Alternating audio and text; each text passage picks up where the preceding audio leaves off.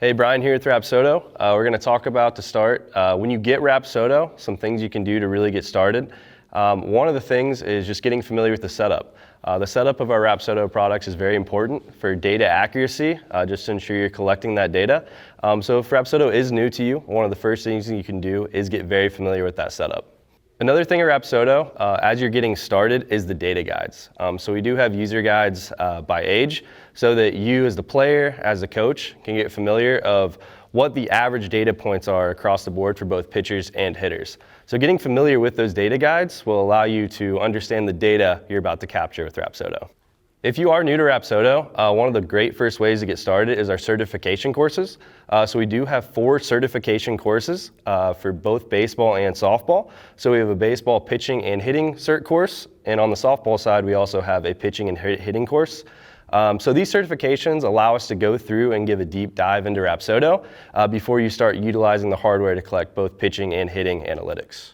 When you're ready to utilize Rapsodo and getting started, one of the most important things that we tend to recommend is getting a baseline for your players. So both on the pitching and hitting side, this is new technology that's going to be collecting new data points on the athletes. It's really important to understand where you're starting. There's a lot of data points that you're going to dive into, but getting that baseline would allow you as the coach and also as the player to understand what that baseline is for those data points. If we're talking pitching specific, a good place to start is the release information.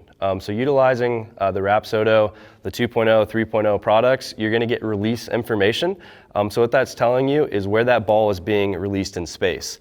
Every athlete has a different height, release extension, release side from the rubber. So there's going to be different athletes with arm slots that are getting different starting points. So establishing that baseline of understanding where that ball is getting started, how high off the ground, how far from the rubber, both from extension point of view and also side, first base and third base side, will allow you to understand the release parameters before diving into the ball flight information. When establishing a baseline with the ball flight analytics, that's when you're going to be looking at things like spin rate, the velocity of the ball, the vertical and horizontal break. It's all the things that what the ball is doing in space to create a good pitch. So when creating a baseline, one of the first things you can do with a player, both on the baseball and softball side, is understanding what their natural spin rate is, what their natural velocity is, and what kind of vertical and horizontal break they're creating before making any adjustments utilizing the Rapsodo feedback to make pitches better. So before utilizing that to change anything in pitch design, understanding what that baseline is so it can be a starting point to work from. One thing that's very important in the baseline is that it's a high intent session. A big part of the year is the development utilizing Rapsodo. So there's times where there's pitch design bullpens, low intent, maybe a rehab session if a player's coming off an injury.